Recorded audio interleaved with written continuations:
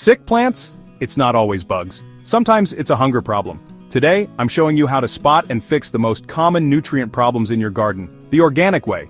Nutrient deficiencies are like your plant's way of saying, "Hey, I'm hungry." They appear as weird colors or shapes in leaves and stems, and you might even notice your fruit just isn't growing right. So let's look at what your plants are telling you, and how to listen. Here are the top 5 nutrient deficiencies I see in home gardens and what they look like. Nitrogen. If your plant's lower leaves are turning pale or yellow and the whole thing just seems stunted, it's probably missing nitrogen. Phosphorus.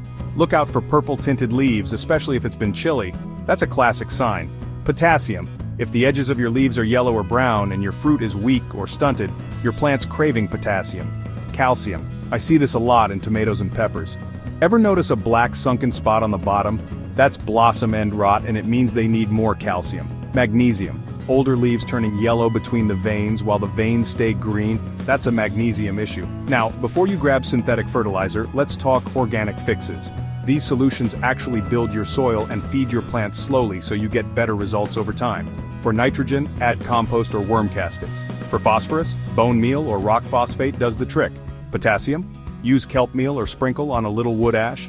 For calcium, crushed eggshells or garden lime work great. And for magnesium, dissolve 1 tablespoon of Epsom salt in a gallon of water and water it in. But here's the thing, overfeeding is just as dangerous as not feeding at all.